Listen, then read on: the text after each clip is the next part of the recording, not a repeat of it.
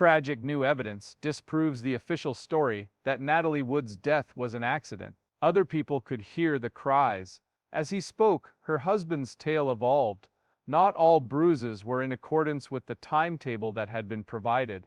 Additionally, there was a dark secret from her past that she kept hidden from everyone in Hollywood. The study's length is perplexing. For what reasons were powerful names not threatened? After 40 years, the truth has been discovered, and it's even worse than anyone had imagined. What's the point? Be cautious. Natalie Wood, Hollywood's Golden Girl. Her identity? As Hollywood's Golden Girl, she was known to flash her grin everywhere she went, including the red carpet, magazine covers, and movie theater aisles. Natalie Wood appeared stunning on the outside, but she lived in constant agony, terror, and powerlessness. The unexpectedness of her death at the age of 43 stunned everyone. What was even more shocking was that the truth behind that fateful night has remained shrouded in secrecy for more than 4 decades. The sight of murky water frightened Natasha Wood. What gave her the idea that her husband might leave her to confide in a friend? What has prevented anyone from being found guilty, considering that there have been rumors for decades? Troubled times were the beginning of Natalie Wood's life. Natalia Nikolaevna Zakharenko came into this world in San Francisco on July 20, 1938, with the given name Natalia. Maria and Nikolai were her parents' Russian immigrant names. They escaped to a new nation in search of prosperity, but they soon ran into financial difficulties. Her mother, Maria, came to believe that Natalie represented their sole hope for escaping poverty.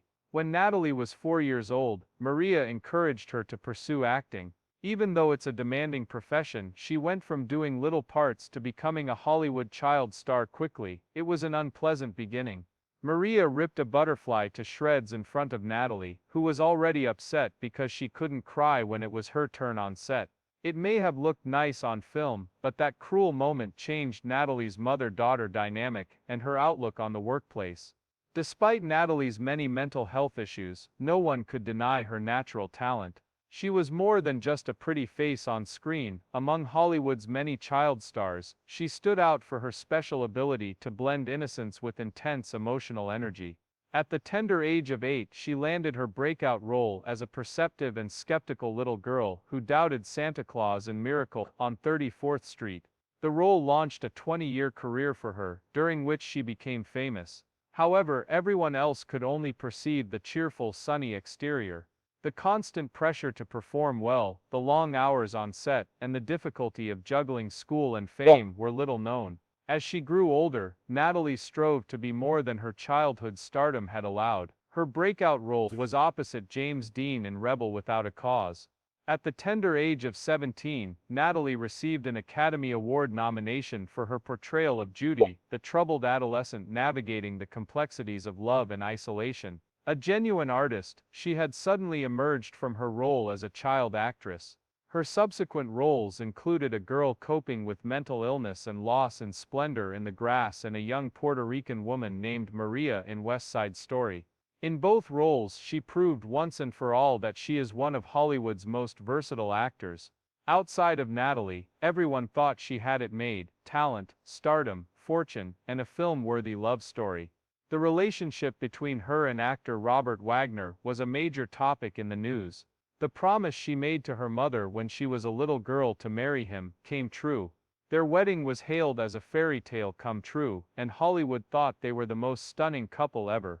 But first impressions are often deceiving in the entertainment industry. From her mother to the studio system, to public expectations, Natalie's life behind the scenes was always tightly controlled. She worked long hours, 6 days a week when she was a kid, sometimes 12. Even as an adult, she was unable to break free of the roles assigned to her and the image she was expected to maintain. Hollywood and her loved ones rarely gave her the creative freedom and personal space she craved. One of the most disturbing and little-known aspects of Natalie Wood's life is her horrific and paralyzing fear of dark water. This wasn't your average anxiety. When Natalie was little, her mom told her that a psychic had predicted her death by drowning. Throughout her life, that prediction occupied her thoughts. Not only could she not swim, but she also never mastered the art of boat steering due to her fear of open water. However, she would eventually find herself on a boat in inclement weather during the night, amid the very things that terrified her, perhaps due to some darker force.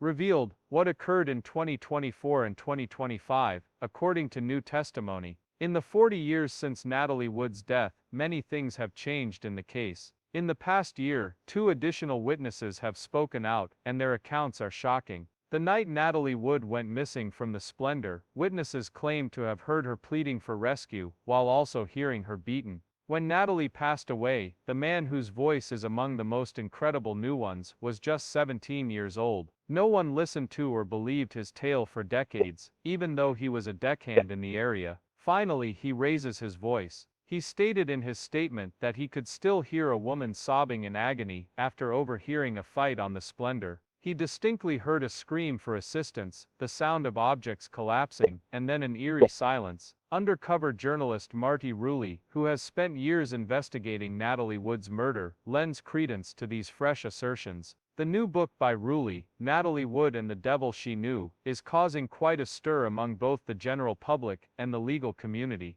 She claims the police have uncovered enough fresh evidence to reopen the case and convene a grand jury to review it. Nothing has ever really happened in this case, but this would allow a judge to examine the evidence thoroughly while under oath and have the authority to compel witnesses to testify. One woman who may have the most terrifying details, though, is Marilyn Wayne, who was on a boat in the area that night. According to Marilyn, a woman yelled out, "Help me, someone please help me, I'm drowning." As if that weren't terrifying enough, rumors have it that Natalie told Marilyn, "Wagner is going to kill me." If these rumors are true, it would indicate that Natalie was terrified of both the water and her husband. How on earth is Robert Wagner still free after all this time? That is one of the primary concerns that the case continues to bring up. Wagner enjoyed great success in Hollywood during his youth. His identity as a person of interest was made public in February 2018 by the Los Angeles County Sheriff's Department. Despite the increasing public pressure and the fact that he has been given this name, no charges have ever been brought against him. He has consistently avoided interviews and sidestepped direct questions regarding crucial events on the night Natalie died, demonstrating his refusal to assist the police. How else could a suspect remain this protected and untouchable? Officials from the investigation, including Lieutenant John Carina, have stated publicly that Wagner's account of events contradicts the accounts of other witnesses. This is the main reason why many believe the investigation should be formally reopened. The arrival time of the search and rescue crew was excessively long, which is another issue. Natalie had been missing for over 4 hours when the Coast Guard was notified of her whereabouts at approximately 3:30 in the morning. Almost 6 hours after Natalie vanished, at 5:11 a.m., the captain of the rescue boat that discovered her body, Roger Smith, later claimed that he had not been contacted until then. There is no ignoring this massive holdup, because every second matters when you're at sea. Your odds of survival plummet after immersion in frigid water, even for a short period of time. Why did the alarm go off at such an ungodly hour? They opted to wait for what? Further complicating matters is the physical evidence discovered during Natalie's examination. She tested clear of alcohol at that point, 14%, coupled with trace levels of medications and anti-nausea pills in her system. She likely struggled for her survival in the water due to the chemical's effects on her mobility. She suffered multiple bruises on her face, legs, and arms, according to the autopsy. According to some forensic specialists, these injuries did not seem to be the result of a regular fall. Her death was changed in 2012 by the Los Angeles Corporation, drowning, and other undetermined factors, which raises suspicions that she may have been murdered. A union formed by hopes and anxieties. It was when Natasha Wood was a little girl that she first met Robert Wagner. She promised her mother she would marry him when she was 10 years old. After showing her a photo of him, it sounded like something out of a surreal dream. According to many, only a few years down the road did it materialize. When Natalie was 18 years old, she began dating Wagner. On December 20, 1957, they exchanged wedding vows in a lavish ceremony held in Scottsdale, Arizona. They were loved by the press. They appeared to have it all: stunning good looks, impressive acting chops, and the Hollywood Golden Couple moniker. There were, however, cracks developing behind the scenes. What made the marriage of Natalie and Wagner both fascinating and disturbing was the chasm that existed between their public personas and their private life. Their close friends and family said the relationship was angry, controlled, and tense, but the media painted them as the ideal couple. Even when he was performing solo, Wagner was never going to be as famous or praised as Natalie. Natalie had surpassed all others in star power by the early 1960s. She had appeared in several critically acclaimed films, garnered critical acclaim, and been nominated for an Academy Award. Conversely, Wagner was primarily recognized for his roles as a TV player and occasionally as a co-star in films. The differences led to subtle tensions between them. Speculation circulated that Wagner was jealous of Natalie's admirers and her climbing career. Hollywood insiders have speculated that Wagner dislikes her male co-stars and can be overprotective and controlling around Natalie. The most shocking rumor, though, is that Natalie discovered Wagner with another woman shortly before the first divorced. This is an issue that continues to spark debate to this day. There are rumors that Natalie overheard Wagner and another man having an intimate moment at Wagner's house. This would have been utterly unacceptable in 1962's conservative Hollywood, although the veracity of the details is debatable. The fact remains that the couple split up in June of that year and were officially divorced by April 27, 1962. After they broke up, Natalie's romantic life remained difficult. Her infamously unstable relationship with Warren Beatty was marked by passion. Throughout their affair, there were intense arguments, frustration, and emotional weariness. Richard Gregson, a British director, was her husband thereafter. Natasha was their daughter, born in 1970. Unfortunately, Natalie learned that Gregson had been seeing her secretary instead of her, thus ending their marriage. Even though it was a horrible it might have paved the way for Natalie's most unexpected romantic experience. In January 1972, nearly a decade after their divorce, Natalie and Robert Wagner re-established contact. As for Natalie, she had broken up with Gregson, and Wagner had divorced Marion Marshall. They were both suddenly unattached. When they reconciled so rapidly, their loved ones couldn't believe it. With all that had transpired between them, why return to Wagner did Natalie do? Her loved one assumed she still had feelings for him, and that he was the one person who could ever fully comprehend her. Some assumed she just wanted to feel secure and at home with him again. However, there were also more sinister plans. One was that after years of broken hearts and unsuccessful relationships, Natalie had given up hope of ever finding happiness elsewhere, and was instead reuniting with an old familiar, though imperfect partner. Off the coast of Malibu, on July 16, 1972, they had their second wedding. It was an intimate gathering. This wedding was intimate, meaningful, and small in comparison to their first, which drew a large number of famous guests. The ocean, which had long terrorized Natalie, now stood as both a potential safe haven and a perilous trap. Their reconciliation seemed like something out of a fairy tale. Their families were united. Courtney was born to Wagner and Natasha in 1960. Wagner then became Natasha's father. It appeared as though they had finally discovered the joy they had been seeking. Yet, those familiar with their work could see hints that the previous fads were making a triumphant return. Witnesses to Natalie and Wagner's second marriage described a controlled and tense relationship. According to friends, Wagner's possessiveness returned, particularly regarding Natalie's employment. She claims that Wagner advised her to take it easy and prioritize her family. She was determined to challenge herself as an actress by taking on challenging roles. Rumor has it that Wagner isn't happy about Natalie's relationship with male co-workers and friends. While some claim the couple's arguments could get heated and emotional, onlookers weren't always able to tell how serious the issues were. The story's most intriguing and intimate scenes are narrated by Natalie's daughter, Natasha Gregson Wagner. Lately, Natasha has been making a concerted effort to honor her mother's memory. Natalie Wood.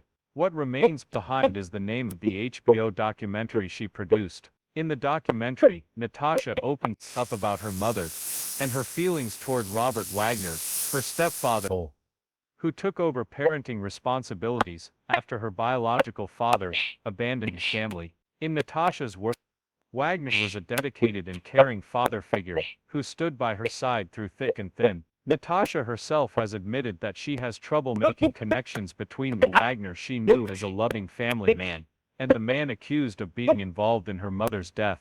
What gives the impression that they are at odds with one another?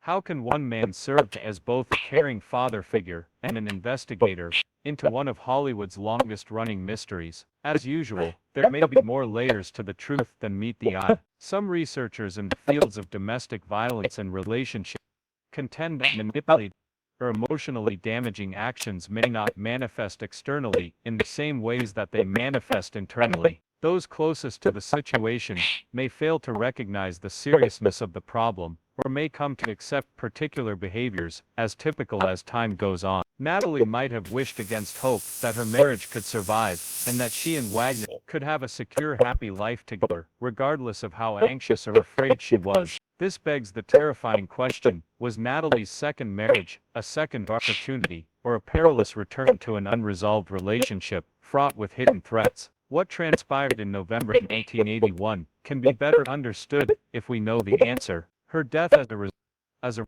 result of an accident might be more easily accepted if Natalie and Wagner had a happy and stable marriage. Their relationship was fraught with tension due to unspoken fears, jealousy, and a need for control. Stranger and more terrifying things are happening on the Splendor. Reflecting on the night on the Splendor, the 27th of November, 1981, was supposed to be a day of rest and relaxation. The luxurious yacht Splendor was berthed at Catalina Island, a tranquil location off the coast of California, when Nicole Wood, her husband Robert Wagner, co-star Christopher Walken, and yacht captain Dennis Davern boarded. However, by the weekend's end, Hollywood's golden girl would have passed away, beginning a tale that has persisted for more than 4 decades. What actually transpired during those final hours on the boat? For some reason, the official schedule was always completely illogical. Why then were those on board reluctant to describe what they were hearing? With the intention of taking a relaxing vacation to Catalina Island, Natalie and Walken were filming the film together, titled Brainstorm. There were, however, early indications of tension. Bad weather, including chilly winds and rough water, made the yacht's location near Avalon unappealing. Wagner suggested taking the boat to Two Harbors, a more remote and peaceful part of the island, where they might find some peace. Unfortunately, the group's pre-existing issues would only become worse if they prioritized privacy. That evening, the 4 of them dined at the famous Doug's Harbor Reef, which is located on land. It was evident to the waitstaff and other patrons that the group had consumed several bottles of alcoholic beverages, including champagne, wine, and cocktails. By the time they departed, it was evident that they were inebriated. According to eyewitnesses, Wagner and Walken got into a heated argument while sitting at the table. Future plans for Natalie were on the table. Supposedly, Walken, who is known for being forthright, advised Natalie to remain independent, work hard, and try new things. Meanwhile, Wagner appeared distressed by the suggestion and wished Natalie would prioritize their marriage and family. It was decided that they would fight their way back to the boat, setting the stage for what was to come.